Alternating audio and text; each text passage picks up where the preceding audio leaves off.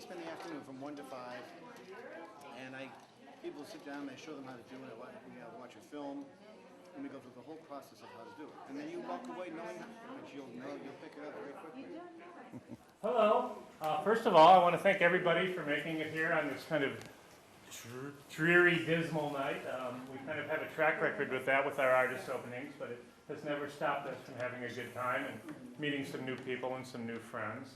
My name's Steve Ziegler. I am the owner of this establishment, proud owner I might add, and before I get any further, I have to pay tribute to 3 women, and this time I'm going to mention all 3 by name.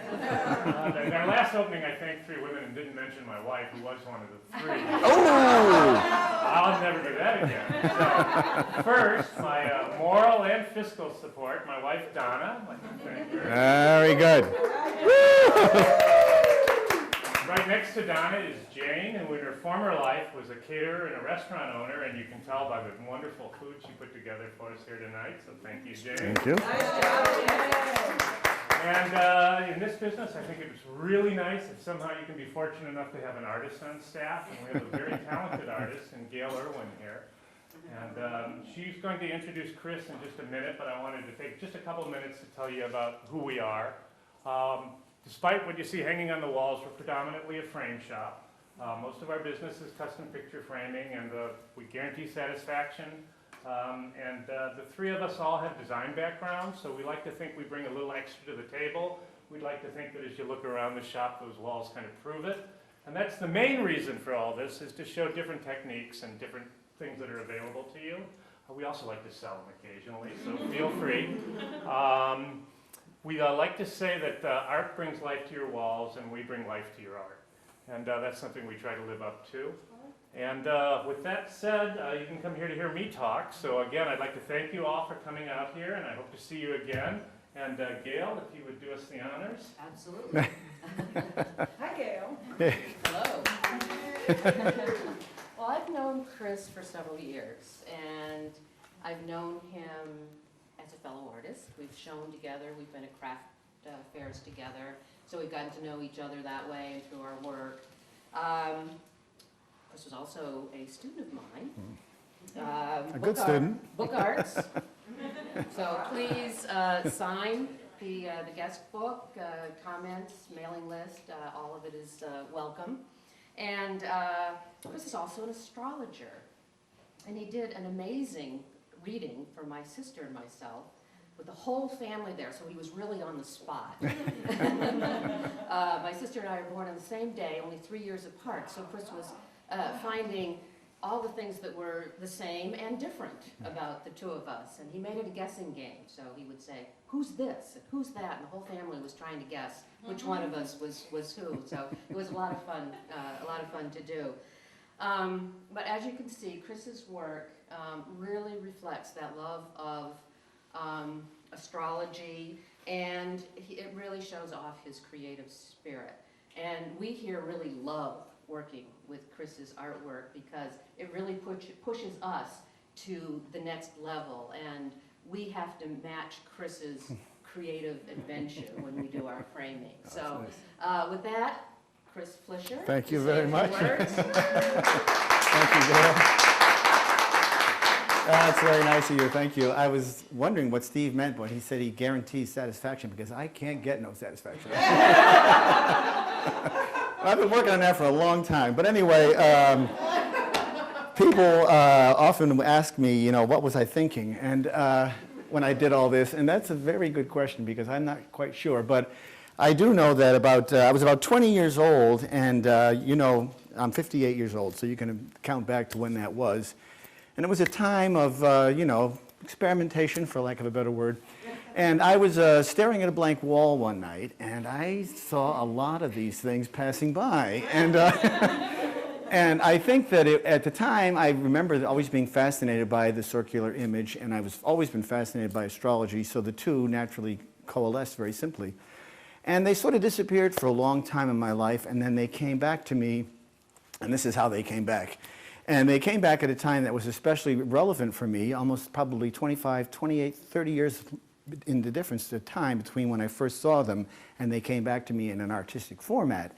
And during that time, they came back under a time when I was under complete duress and very much a lot of trauma in my life. So they became almost more than just an art, creative outlet. They became friends of mine. They became my healers. They became personalities. Each of them have titles. They each have a story.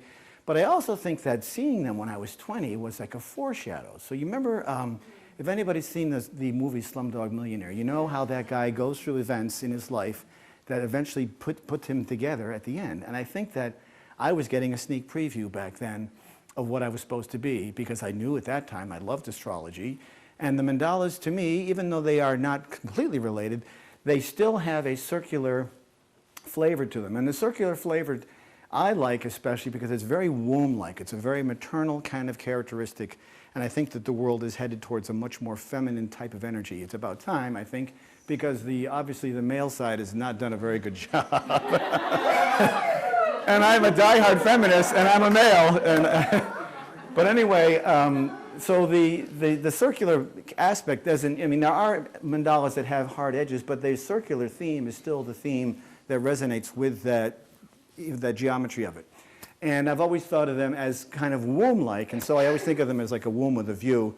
And, but the geometry of it is what fascinated me, and also I was fascinated by the Buddhist characteristic of what a mandala is, because the Buddhists draw them, and they use sand to draw them, and then they sweep them away after hours and hours of making them to show that life is impermanent. And my take on that is that I draw them, and I'm afraid to throw them away, so obviously, but I take a different take on it, and my take is that they are all flawed, because I have a lot of flaws, hard to believe, but I have a lot of flaws, and they're ridden, all of these mandalas are ridden with flaws. So they are not symmetrical mandalas by any stretch of the imagination. They are not what you see computer generated. These are all done by hand, and the angles and the mistakes are all there. I can point to spaces on these mandalas where I dropped a piece of ink, and I said, damn, I've got to repeat that 8 times around the circle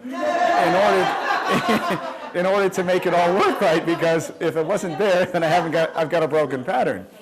But I also didn't want to be perfect, so I wanted it, which wasn't hard actually, and I wanted them to have a sense of flow. And my themes they're Hindu, Buddhist, astrological, but I think if I had to have one word that applied to what I do here, it has to do with oneness and the cross-cultural pan-global themes that really unites all cultures, all creeds, all religions into a symbol of equality. Like in this one, for example, I have a Hindu character in the center, which is the Om symbol, but yet it's surrounded by Chinese characters, which has to do with the elements, and there's other symbols that I put together. So I sort of force these things to be together, and by putting them in the same container, they have to get along, whether they like it or not, because they're stuck in my containers.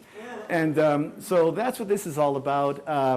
They have different names, they all have stories, and I love color, in case you haven't noticed, and they have really been very healing for me. And I found that when I was focused on this stuff, doing this stuff, that I found a remarkable piece of myself, which I think was the real piece of it. So Carl Jung did a lot of work with mandalas. He'd get up every morning, the psychologist, and draw mandalas, or he'd take time drawing them. And they really get you into a very meditative state, and they are very healing. And I think that they are a real report of the soul. So I think that, the astrology map, when a person does an astrology chart, you have all your planets laid out. That is your blueprint for life, I believe. And when you translate that to the artwork, it becomes one and the same. So there's a real correlation there. So that's the method behind my madness. And I appreciate you all coming here on this terrible night. Into each life a little rain must fall. And I guess it fell tonight. So that's what it is. I'm open to questions. I appreciate you all coming very much. I appreciate your support. And if this can spread a little optimism in the world somewhere, then I'm a happy person. So thank you very much for coming.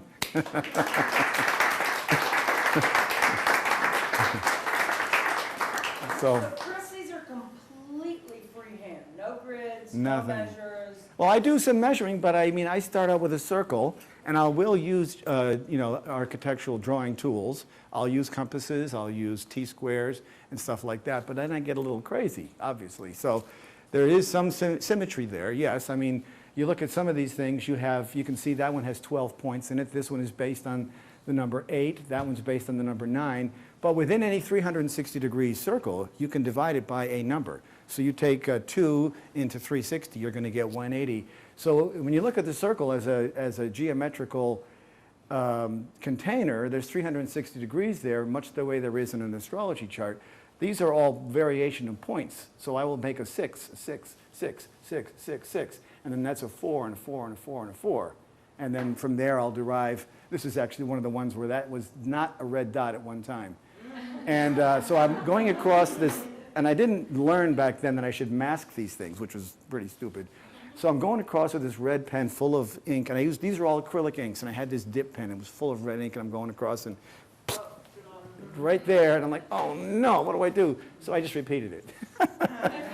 And it solved the problem. But so there's a redeeming quality of a mandala, if anything. So I was able to get around it. But you're right, I do have some element of that, but I sort of just, what I'll do is I'll lay out certain points and then I'll just go crazy from there. So that's the story of that one.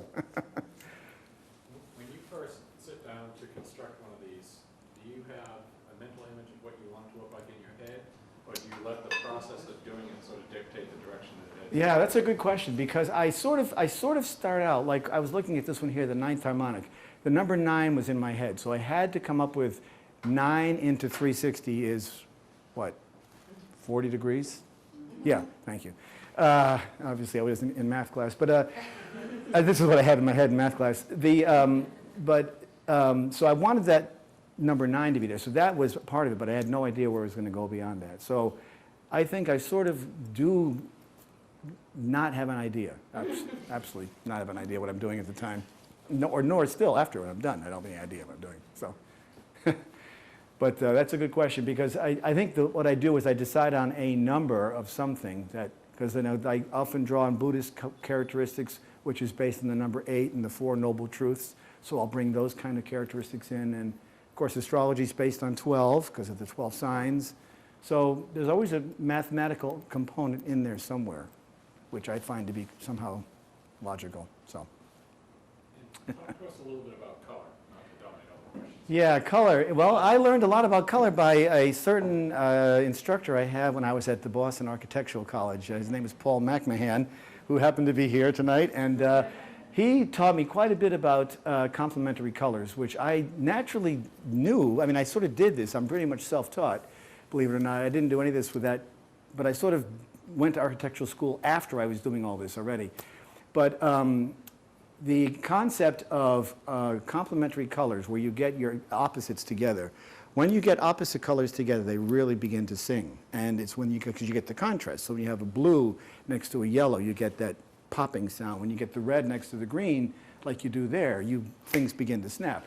And I like primary colors, and I love color, and I love the gradations. And the gradations you can only get by adding water. So it becomes almost like watercolor with these inks.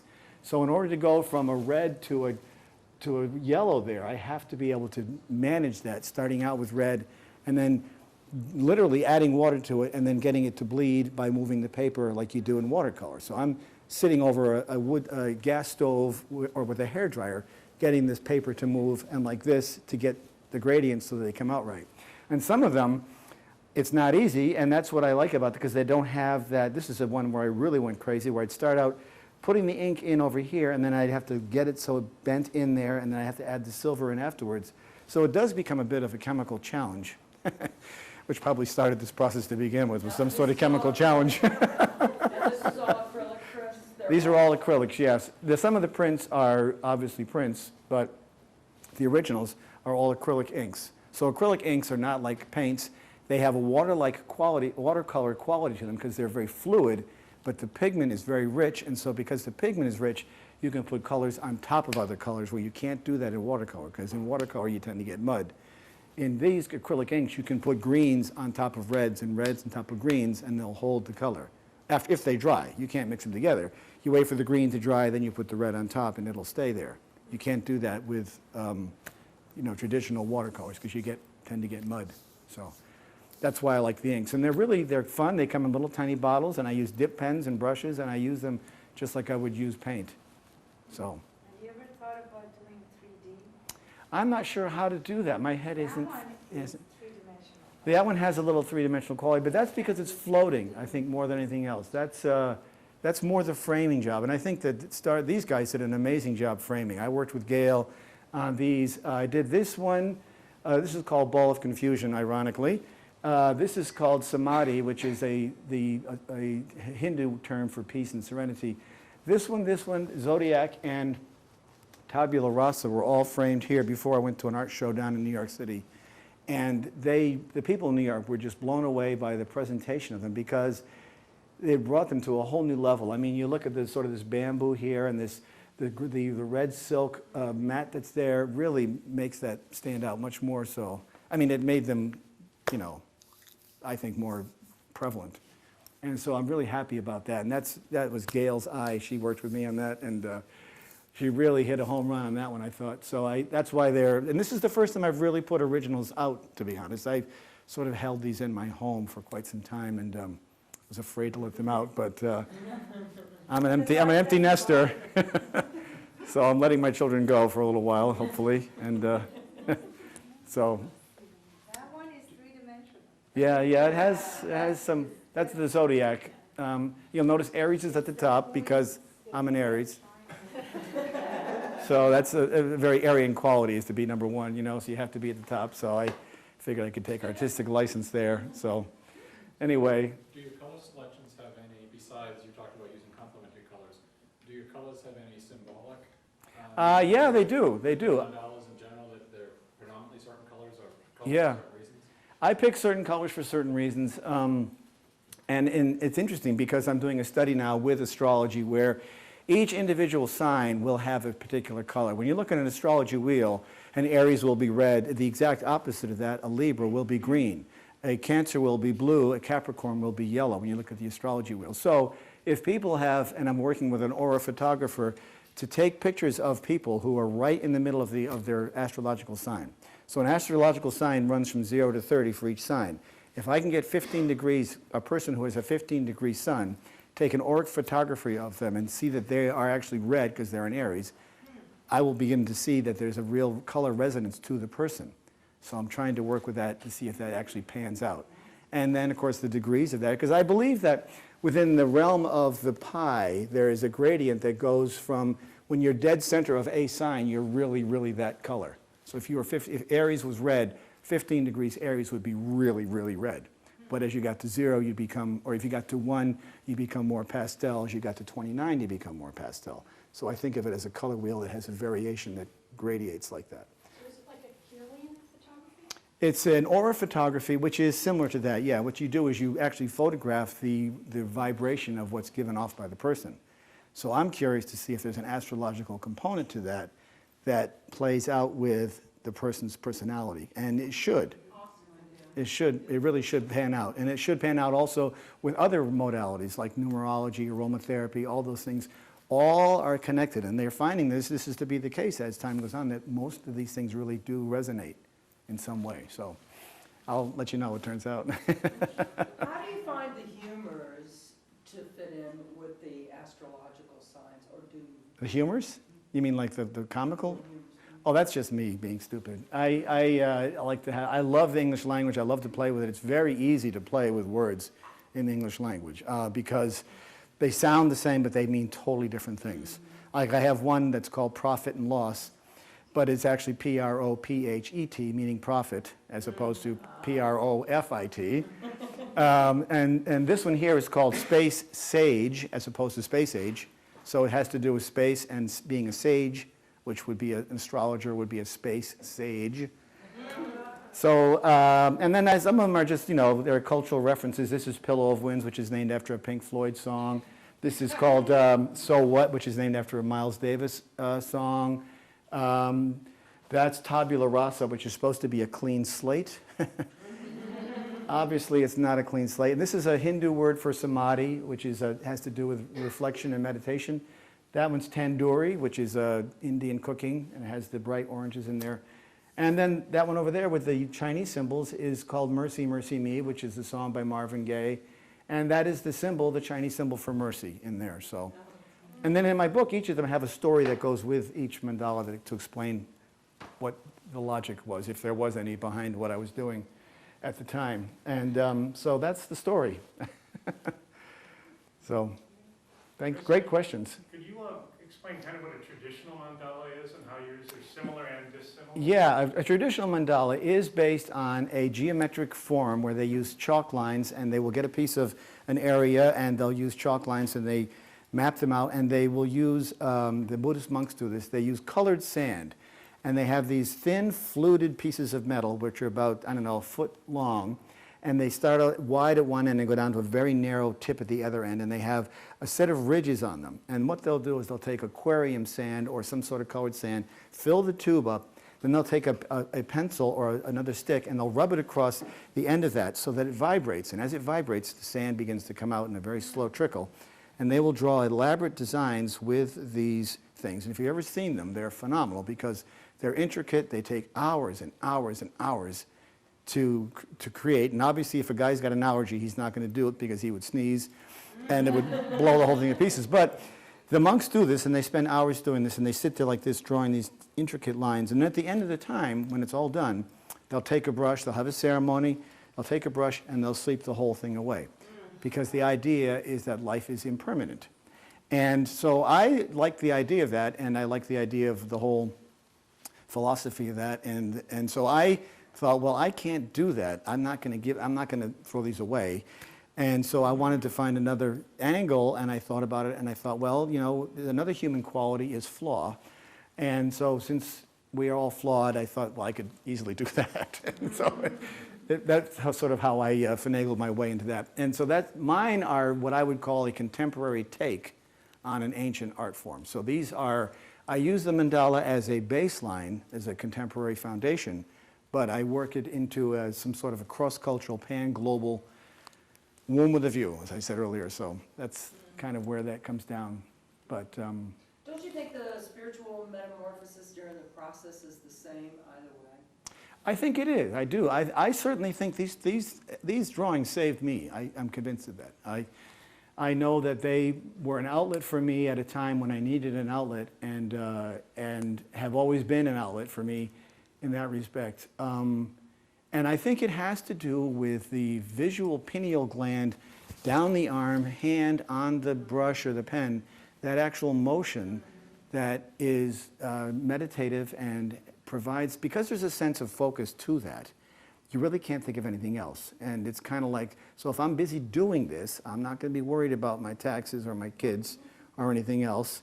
And then I put the pen down. Then I worry about the taxes and the kids. but while I'm doing it, it sort of removed all that. So that was a good thing about that. So, and obviously we got a vibration, but that's good. It's a good vibe. So anyway, and it's getting even louder. But anyway, so. Isn't that the same parallel to the sand? The meditative Yeah, it thing is. to the sand is parallel to the meditative thing that you would have with your paint. Absolutely. Excellent point. Yeah, that's exactly the point. That's what they do. They are in deep meditation when they're doing that. And to watch them doing that, you can see why they get so immersed in it, because it's very fine work and it is incredibly accurate. I mean, these guys are drawing lines that are so tight when they're doing it with sand. And you're like, okay, well, what happens if you get one grain of sand in the wrong place? You can't go in and move it. So you've got to really be concentrated. And I think that being fully present in the time is what is the secret to it, is that sort of presence of mind. That really makes a difference with that. So, yeah, they've really been very helpful to me. And that's why, I mean, I have found that I've worked with children who have come from disturbed families. I've worked with other people who have had psychological issues, and I've used them as a form of therapy. And I teach classes on them to help people use this as a therapeutic tool, because they find a place to put their emotions. It's kind of like writing a journal. You know, it's another way of putting yourself into something, so then you don't have to worry about it anymore. You can kind of put your stuff in there, and it's like putting it away in the closet. You don't have to carry it around anymore. You're the one that brought up Jung, isn't it? Jung, if I understand it correctly, who kind of the underpinning behind his belief was that man's psychosis was separation of spirit. Yes. Which was a huge split from Freud. Right. So I see that as an absolute reconnection. Yeah, and I think that that's a really good point, because Freud and Jung definitely departed from each other at a certain point in time. Freud was really stuck in the whole lower half of the body.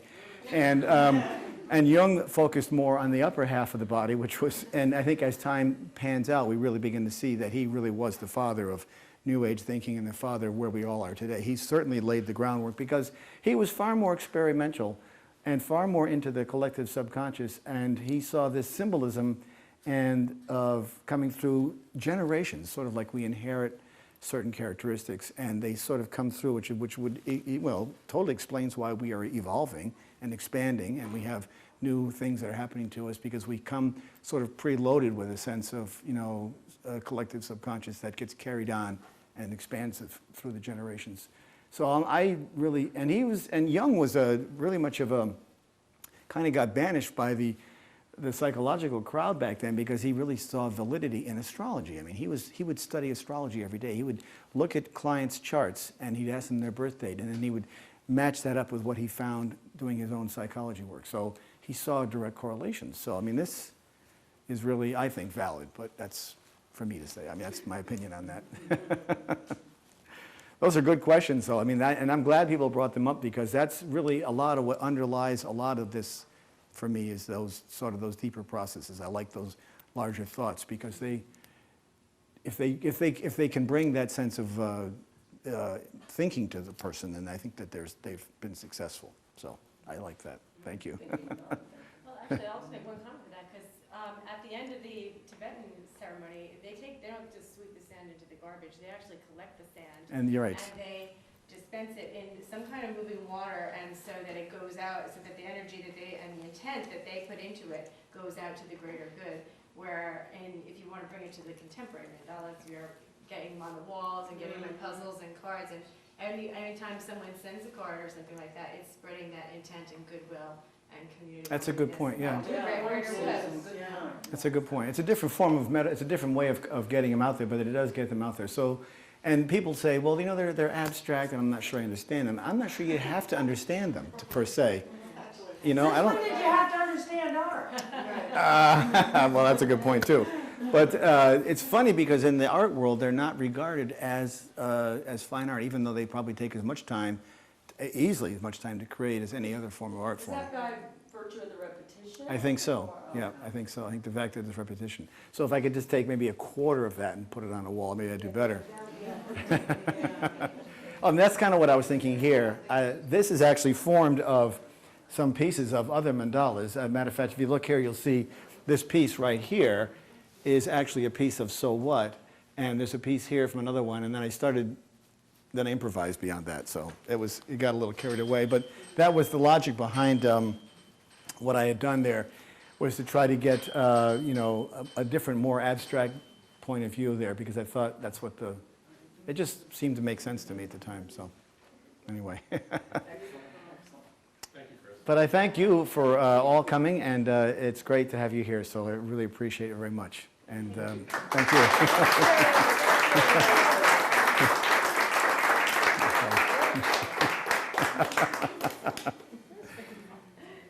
Oh, well. Hey, you made it. Ray, how are you? Good to see you. Are you? You must be nice and mellow then. How are you? Well, I'm so glad you could